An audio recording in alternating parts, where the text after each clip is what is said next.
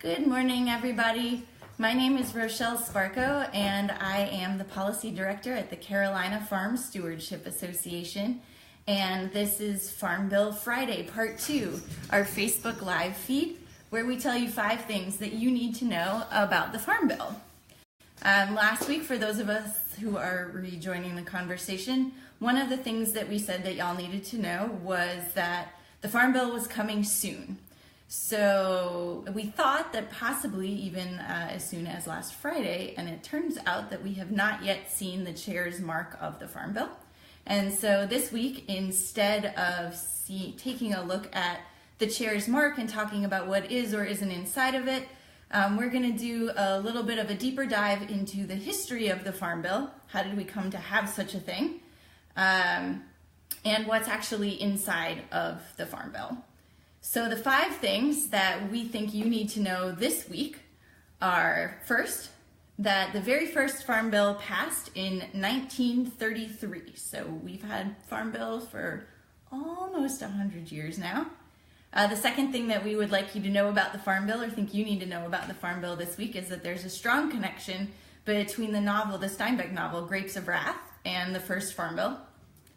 The third thing is that the issues that are contained in the Farm Bill have changed a lot over time, and we'll talk a bit about how they've changed. And the fourth thing that we think that you need to know about the Farm Bill this week is that the current Farm Bill, the 2014 Farm Bill, covered 12 different issues. And the last thing, the fifth thing that we think that you need to know about the Farm Bill this week is that the Farm Bill has an enormous influence on what farmers grow and how they grow it. And we'll give a couple of examples of how that works. If we talk about anything that really interests you or something that you want to learn more about, please do give us a thumbs up so that I know you're out there.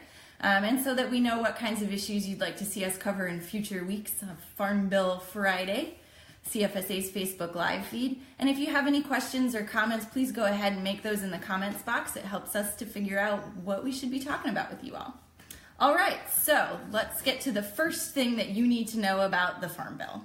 The first Farm Bill passed in 1933, and it endeavored to do 3 things. First, it tried to keep food prices fair for farmers and for consumers. Second, it tried to ensure an adequate food supply. And third, it tried to protect natural resources. So let's talk a little bit about why this happened in 1933. A lot of came together at that time.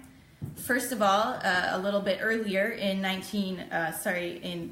20s, World War I was going on and farm product prices were high. We were also entering a period of increased mechanization, so tractors became more readily available to farmers, and this enabled farmers to plant more and also to harvest more. And this was all great until the war ended and the demand for the commodities that farmers were growing started to go down. And this led to a price slump, right? They were growing a lot of stuff, harvesting a lot of product, and the demand just wasn't there and prices were coming down. And then it all got worse with the advent of the Great Depression in 1929. Prices plummeted, farmers were planting and harvesting more to try and make ends meet, and there was a glut, and they were not able to pay back their loans. At the same time, or around the same time, in 1931, the Dust Bowl started up with a long period of drought and high winds in the Plains states, and the topsoil out there just blew away. Yields dropped dramatically for farmers in that part of the country at that time, and the Dust Bowl went on for about 8 years. 3.5 million farmers were forced off of their land because of the Dust Bowl. So that kind of brings us to the second thing that we said that you needed to know about the Farm Bill this week, which is that there's a strong relationship between the Steinbeck novel, Grapes of Wrath, and the very first Farm Bill. Both documents come out of the same history. One's just a lot more interesting to read than the other one, and I will leave it up to you to decide which one's more fun. So the 1933 Farm Bill was an attempt to address the economic and environmental factors that were devastating the nation's farms at that time. How did it do that? It paid farmers not to grow. Seems a little weird, right? Basically, there was an effort in the Farm Bill to reduce the commodities being grown in an effort to try and stabilize prices, right? If there's less supply, the demand goes up, and, well, even if the demand stays the same, if there's less supply, people need it more, and this can lead to higher prices. The second thing that it did was it allowed farmers to borrow from the government using their future harvest as collateral. So if prices went down, what the government would allow farmers to do was pay back the loan. Instead of with money, they could pay the loan back by giving the harvest, ceding the harvest to the federal government. And if prices went up, farmers could sell their crop on the market and just pay the loan back and pocket the rest.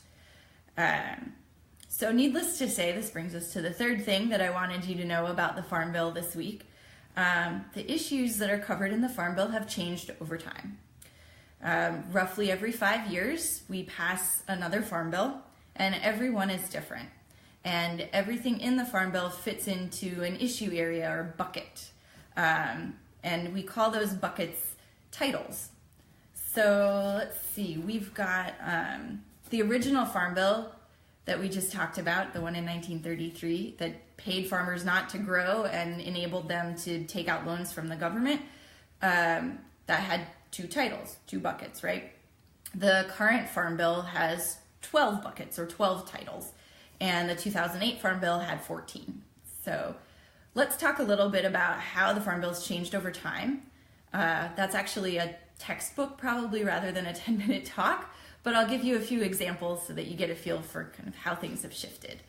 So the first example that I want to give you all is from 1939. That was when the food stamp program first got started.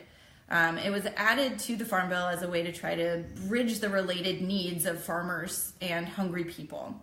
The program ended, remember, it started in 1939. The program ended in the mid-1940s as World War II was really getting underway, and there was an economic boom in the United States, and the perception that there was a need for that program kind of fell away. In 1977, the nutrition programs were added back in. If you were watching last week, you saw me hold up a pie chart that was backwards, you're welcome, that showed how much of the Farm Bill currently, how much of the money associated with the Farm Bill is associated with the nutrition title. So the nutrition title was added back in to the Farm Bill in 1977, and it's been there ever since.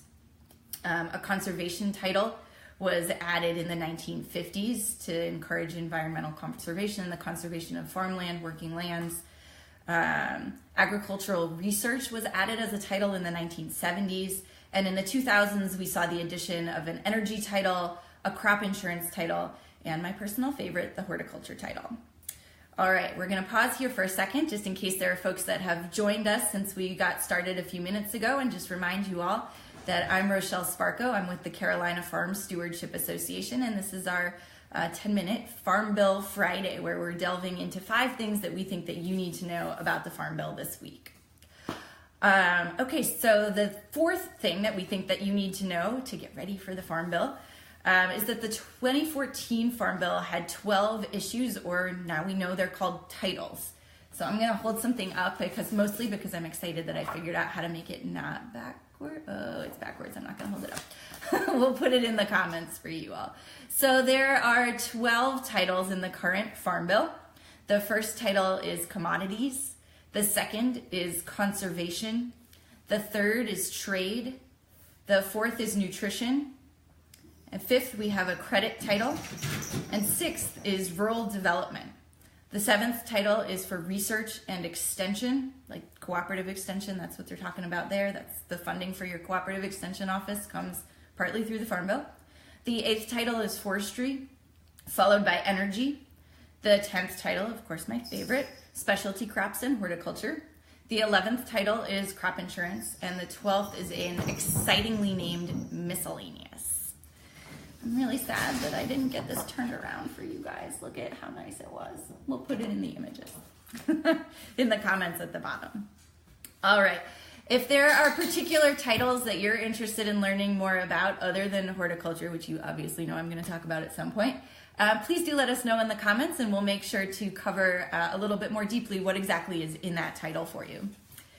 So the last thing, the fifth thing that we think that you need to know about the Farm Bill this week is that the Farm Bill has an enormous influence on what farmers grow and how. So let's talk a little bit about that. There are a ton of examples, and I think we'll probably get into more of them as we delve more deeply into what's actually in each of these 12 titles going forward.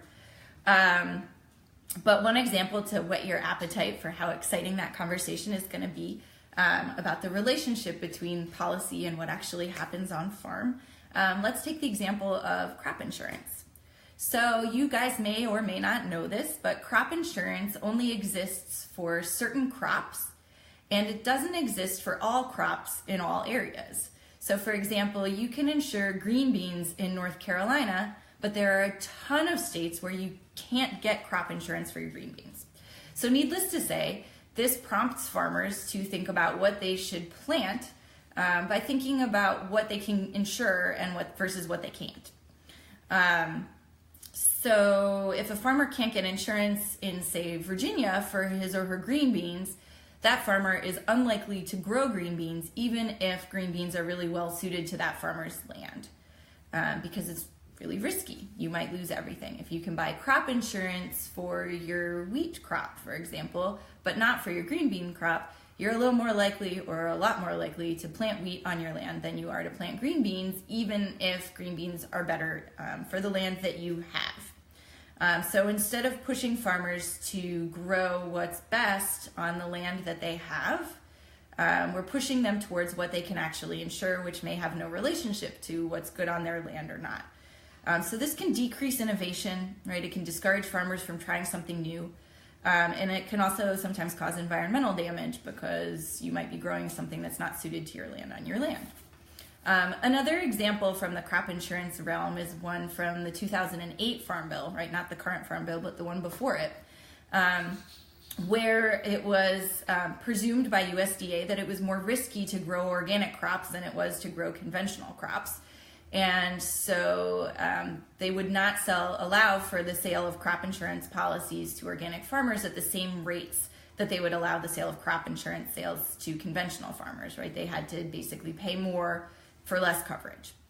And this discouraged farmers who were interested in exploring getting into organic agriculture from trying it out because they were more likely to get crop insurance if they were growing a conventionally grown crop, or they would get more crop insurance in the event of a crop failure. So the 2014 Farm Bill did some work to fix that, which was terrific. And so we can see with over the last several years, there's a booming amount of acreage in terms of organics. So thanks so much for watching our Farm Bill Friday this week.